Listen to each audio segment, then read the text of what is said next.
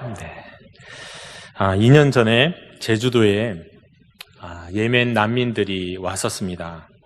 한 500여 명 왔던 걸로 기억합니다.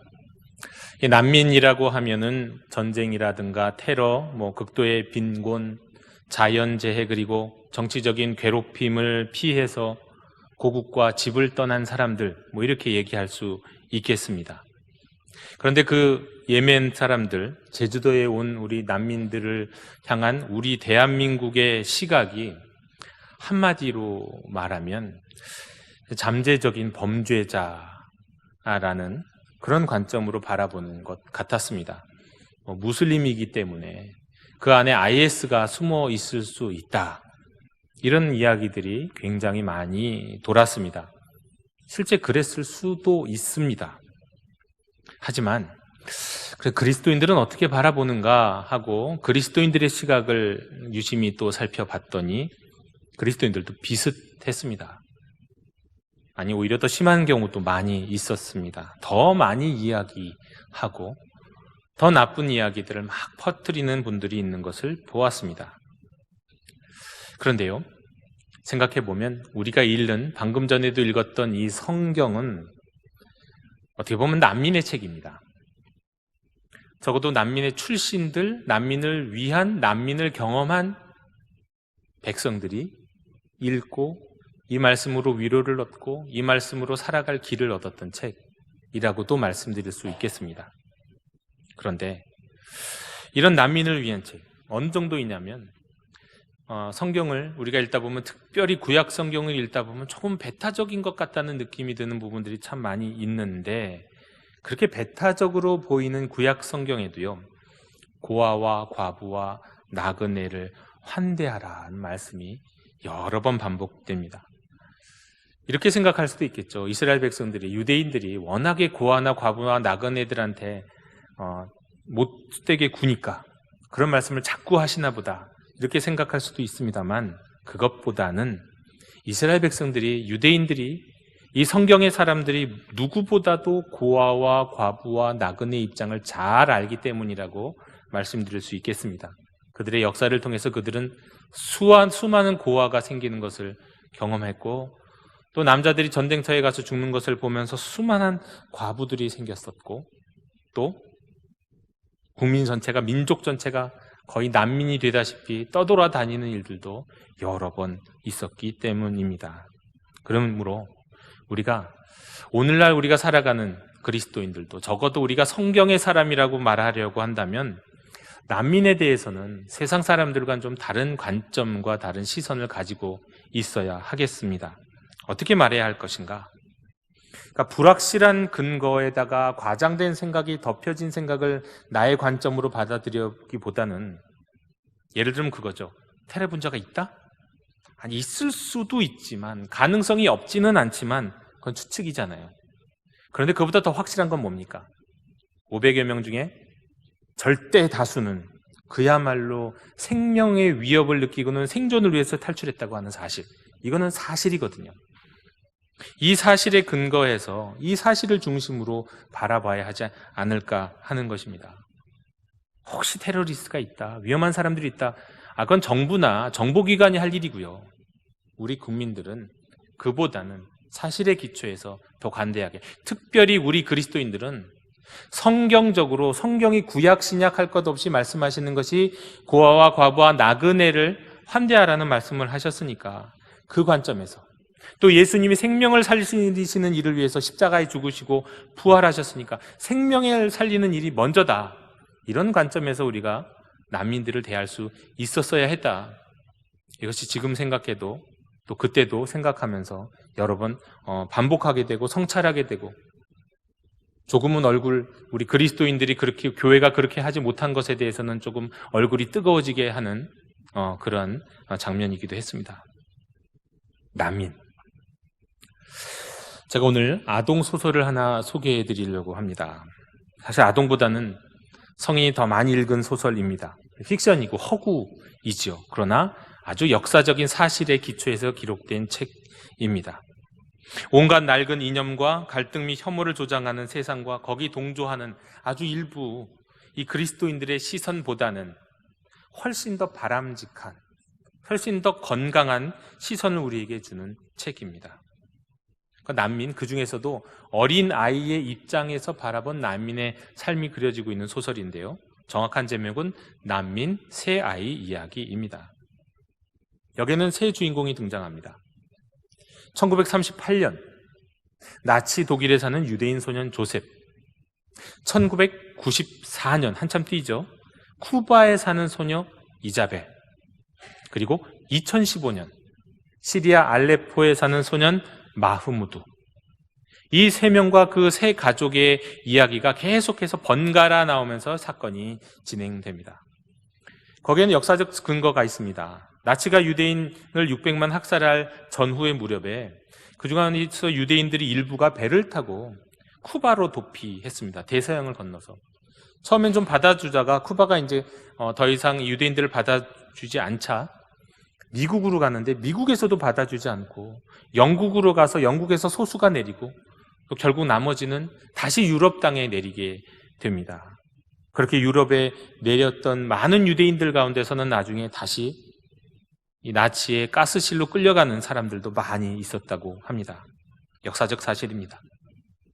또 1994년 쿠바 카스트로가 시위하는 사람들과 불만을 품은 국민들에게 이 쿠바를 탈출할 수 있는 바닷길을 잠시 열어줍니다.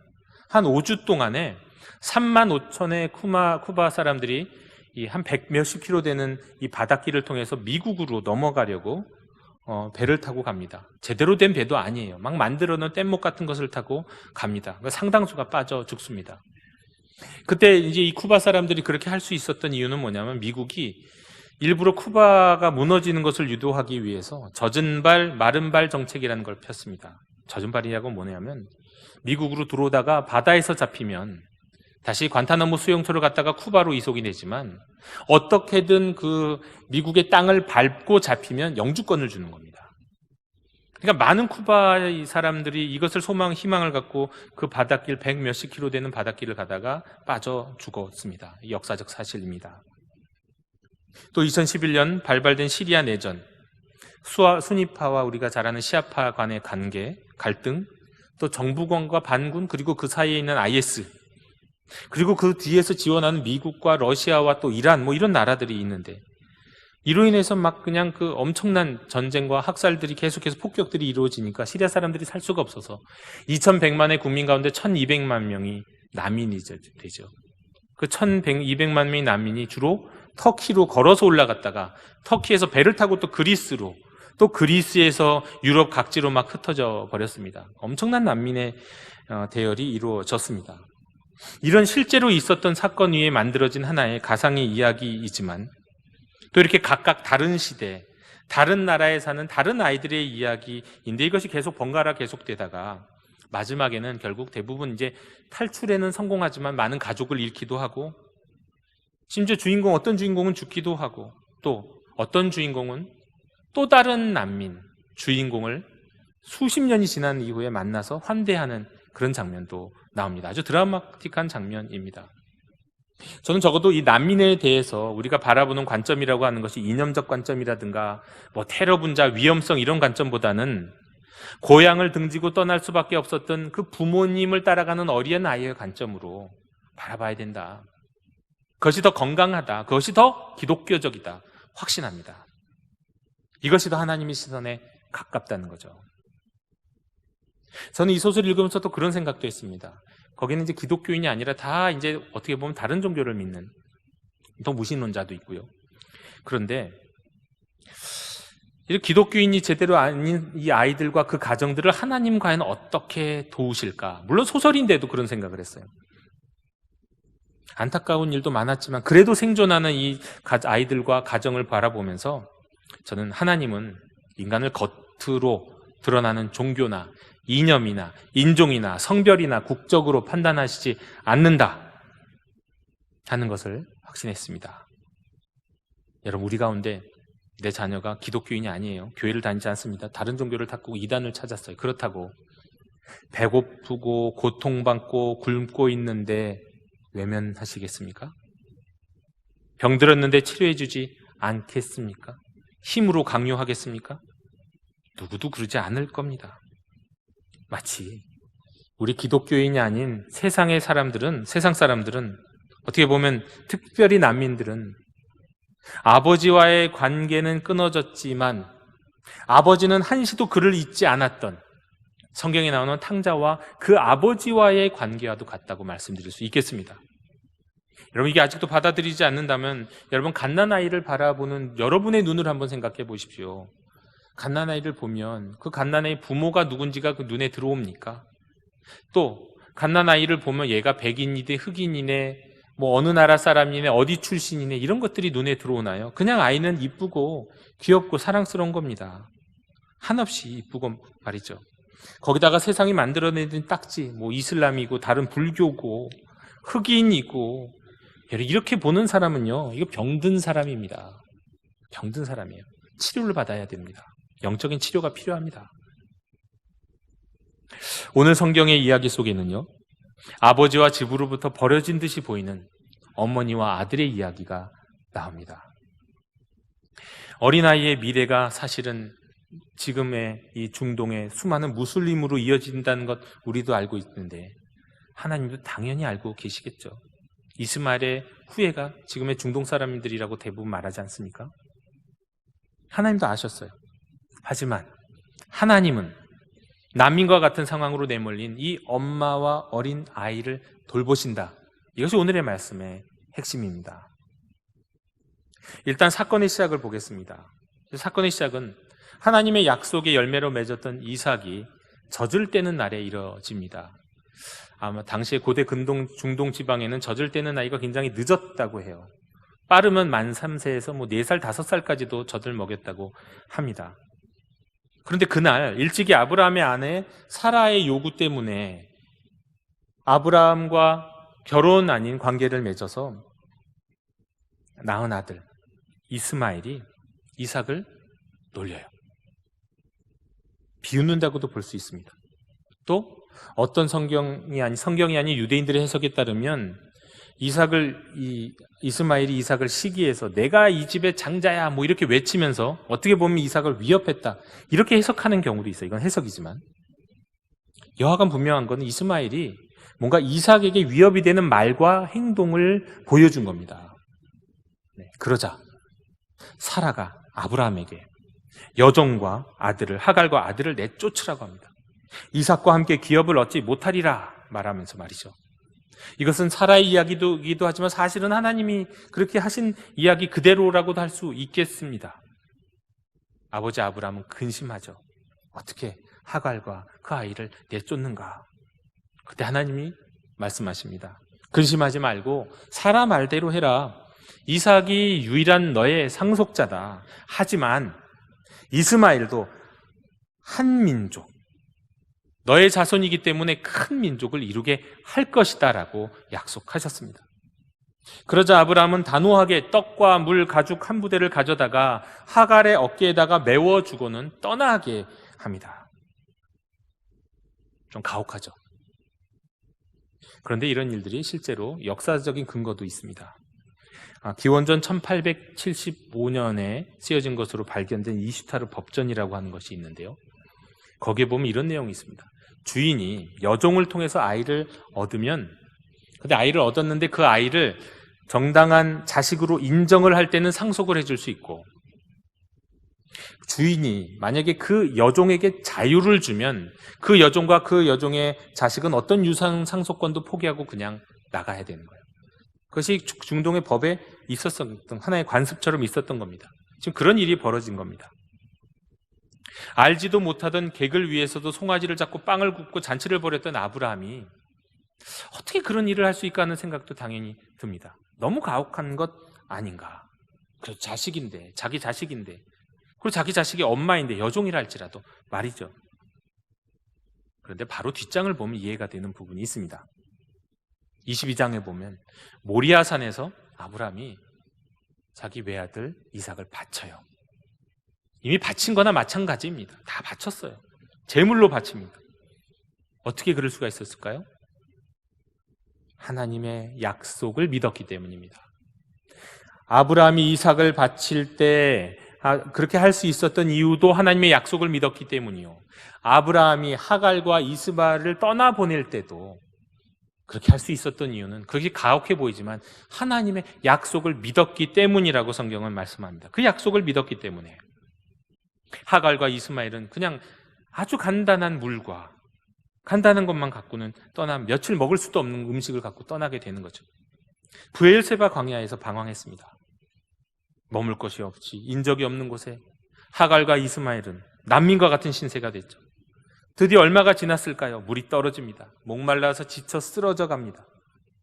이스마엘이 먼저 거의 더 심각했던 것 같습니다. 기력이 없어서 기동을 움직일 수가 없는 상황에 이르렀던 것 같습니다. 그러자 그 이스마엘을 쳐다볼 수 없어서 하갈이 좀 떨어진 다음에 멀리서 이스라엘을 바라보면서 울면서 기도합니다. 아이가 죽는 것을 차마 못 보겠다 싶어서 떨어져서 하나님께 절규하는 겁니다. 그러자 17절에 하나님이 그 어린 아이의 소리를 들으셨으므로 그 어린 아이의 소리를 들으셨다고 말씀합니다. 그런데 좀 이상한 건 이때 이스마엘이 적어도 나이가 한 20살쯤 되는 청년이었거든요. 그런데 어린 아이라고 하는 겁니다. 어린 아이. 여러분, 이게 하나님의 시선입니다. 100살 넘으신 부모님이 계시면요, 80살의 자식도 내 새끼예요. 내 새끼. 여러분, 하나님은요, 기독교인만 사랑하시는 하나님이 아닙니다. 저도 기독교인이 아니었던 때가 있었거든요. 그때는 그러면 하나님의 사랑 받지 못했을까요? 아니요, 전 기독교인이 아니었을 때도 저는 하나님이 저를 사랑하셨다고 느끼고 살고 있습니다. 하나님의 시선에는요, 모든 인류는 그리스도 안에 있지 않은 사람이라고 한다면 집 나간 내 새끼이고요, 그리스도 안에 있는 사람들이라고 한다면 내 품의 내 새끼인 거예요. 모두가 다 하나님의 새끼인 겁니다. 하나님의 자녀인 겁니다. 하나님은 하갈에게 과거에 약속하셨던 것을 다시 한번 확인해 주셨습니다. 그리고 이스마엘도 큰 민족을 이루게 하실 것이라고 약속하셨습니다. 그러자 하갈의 눈이 열립니다. 드디어 샘이 보입니다. 그런데 우스운 건 이 브엘세바라고 하는 것이 이 맹세의 샘이라고 하는 뜻이거든요. 또 7개의 샘이라고 하는 의미가 있습니다. 그러니까 브엘세바 광야는 샘이 많은 광야예요. 근데 거기에서도 물을 찾지 못했다. 이거 참 일부러 찾지 못하기도 어려운 그런 상황입니다. 그런데 아마 하갈과 이스마엘이 절망 가운데 눈이 가려져서 보지 못한 것 아닐까 싶습니다. 그러나 하나님이 임재하시고 하나님이 약속하시고 하나님이 위로하시고 하나님이 소망을 주시자 눈이 열려서 샘이 보이게 되었습니다. 살아나게 된 거죠. 그리고 20절에 이렇게 말씀하십니다. 하나님이 그 아이와 함께 계심에 그가 장성하였다. 여러분, 약속의 자녀가 그리스도 안에 있는 우리 그리스도인들만이 아니라 하더라도 하나님은 모두를 보호하세요. 지금 이 순간에도. 이스마엘은 종의 아들이었습니다. 약속의 땅 밖에 거주하는 사람이었습니다. 무력을 좋아하는 사람이었습니다. 심지어 이방인과 결혼해서 완전히 그냥 이방인과 동화되어 버렸어요. 언약 밖에 있는 인생이 돼버립니다. 나중에는 그 민족들이 다. 그럼에도 그를 자식을 보시듯이 어린아이를 보듯이 관심을 갖고 주목하고 사랑하신 것, 인도하신 것이 하나님이십니다. 여러분, 이스마엘에 대한 약속은요, 신약 성경에서 요한복음 3장 16절 하나님이 세상을 이처럼 사랑하사라고 약속하셨을 때 세상을 이처럼 사랑할 때 그 세상에 들어가는 사람들이 바로 이스마엘의 자손이고요, 지금 교회 밖에 그리스도인 밖에 있는 모든 사람들입니다. 하나님의 사랑은 모든 사람을 향하여 있습니다. 하나님의 자녀 그리스도인 외에도 말이죠. 하물며 그렇다면 예수 안에 있는 우리에게는 어떨까? 하나님이 어떠실까? 우리는 그 생각도 당연히 해봐야 하겠습니다. 그런데 혹시 우리는 마치 성경에 나온 이런 사람과 같지는 않은지를 한번 잘 성찰해 봐야 합니다. 탕자 이야기에 나오는 3명의 주인공이 있잖아요. 아버지, 탕자, 그리고 큰 형, 맏형. 여러분, 그 맏형은 집 나간 탕자를 어떻게 보면 시기하고 무시하고 혐오했습니다. 그러나 그 아버지는 한시도 탕자를 잊지 않고 기다렸고 사랑했고 품어줬으면 오기만 하면 내가 안아주리라. 들어와라. 너의 마음이다. 나는 너에게 항상 열려있다. 그렇게 말씀하시면서 사랑하셨죠. 그런데 그 옆에서 그 모습을 바라보며 불평하고 있던 맏형의 모습, 그것이 혹시나 오늘날 우리 그리스도인들의 모습은 아닐지 잘 살펴봐야 하겠습니다. 혹시 그 모습이 우리 자신은 아닌지 반성해야 하겠습니다. 그리고요, 이런 말씀은, 이런 상황들은 오늘날 우리에게 특별한 메시지를 줍니다. 여러분, 코로나로 인해서 교회들이 굉장히 어렵습니다. 어렵다고 한다는 건 어떤 의미일까요? 재정적으로 어렵다는 의미일까요? 그것보다는요, 앞으로 교회가 어떻게 될 것인가에 대한 고민 때문에 어렵다는 겁니다. 어떻게 될 것인가? 어떻게 하면 이 교회가 빨리 회복될 수 있을 것인가? 이런 일은 또 반복될 수 있을 터인데, 목회자들이나 교회와 관련해서 고민하고 있는 사람들이 굉장히 많이 있습니다. 그런데 이런 상황에서 우리가 교회를 고민하고 우리 교인들끼리 더 사랑하고 더 하나가 되고 빨리 예배가 회복되고 이것을 우리가 생각할 수 있지만, 이것도 당연히 중요한 것이지만 지금 우리에게 있어서 어떻게 보면 더 중요한 것은 하나님의 시선이에요. 우리가 회복해야 될 것은 하나님의 마음이고 하나님의 관점입니다. 특별히 그리스도인들보다도 온 인류를 향하신, 우리 그리스도인들이 되게 미워하고 배타적으로 생각하고 멀리하고 싶어하는 사람들, 그들을 향하신 하나님의 시선, 하나님의 긍휼하심, 하나님의 마음, 이것이 우리가 먼저 회복해야 할 내용입니다. 이것을 우리가 회복할 때 하나님이 교회도 건강하게 회복시켜 주실 줄로 믿습니다. 종의 아들이지만 하나님 약속을 믿고 자신의 아들을 떡과 물만 가지고 내보냈던 그 아브라함의 믿음과 말씀하신 대로 집 떠난 탕자처럼 그 자녀들을 지켜보시고 보호하셨던 그 하나님의 마음으로 우리가 우리 이웃들을, 우리 주변의 사람들을, 세상 사람들을 바라볼 수 있을 때, 그 긍휼의 마음을 회복하게 될 때 교회도 회복될 겁니다. 우리의 가정도 부흥하게 될 것입니다. 여러분, 난민에 대해서, 또 이주 노동자들에 대해서, 또는 국적이라든가 이념이라든가 종교라든가 이런 것이 다르다고 생각되는 이들에 대해서, 또 우리가 미워하는 사람들에 대해서 그들을 바라볼 때 어린아이의 소리를 들으시고 그를 불쌍히 여기셨던 그 하나님의 시선과 하나님의 마음으로 그들을 보게 되면, 그렇게 볼 수 있게 되면, 그렇게 우리의 마음과 우리의 시선이 바뀌고 변화가 되면, 그렇게 되면 교회도 변화되고 교회가 희망을 갖고 새로워질 수 있을 것입니다. 교회가 부흥하게 될 것입니다. 여러분, 그 하나님이 먼저는 지금의 나를, 그리고 내 이웃을, 또 내가 미워하는 그 사람을, 그리고 모든 인류를 이스마엘이라고 하는 어린아이의 울부짖음을 듣는 그 부모의 심정으로 바라보고 계신다는 사실을 믿으시고 그 믿음에 합당하게 순종할 수 있는 우리 영도 공동체가 될 수 있기를 주님의 이름으로 축원합니다. 기도하겠습니다. 하나님 아버지, 저희의 시선, 저희의 마음을 회복시켜 주시옵소서. 하나님의 시선과 하나님의 마음으로 우리의 이웃들을, 아니 이 세상 저 밖에 있는 사람들을 바라볼 수 있도록 인도해 주시옵소서. 경계하고 두려워하기 이전에 그들을 바라보시는 하나님의 긍휼의 마음을 얻게 해 주시옵소서. 그리하여 이 마음으로, 이 시선으로 세상을 살아가는 우리 그리스도인들, 우리 영도 공동체가 되어서 그야말로 이 땅에서 주님의 나라를 확장시키고 예수 그리스도의 생명의 복음을 전하고 빛과 소금의 역할을 감당하는 하나님의 자녀 되게 해 주시옵소서. 예수 그리스도 이름으로 기도드립니다. 아멘.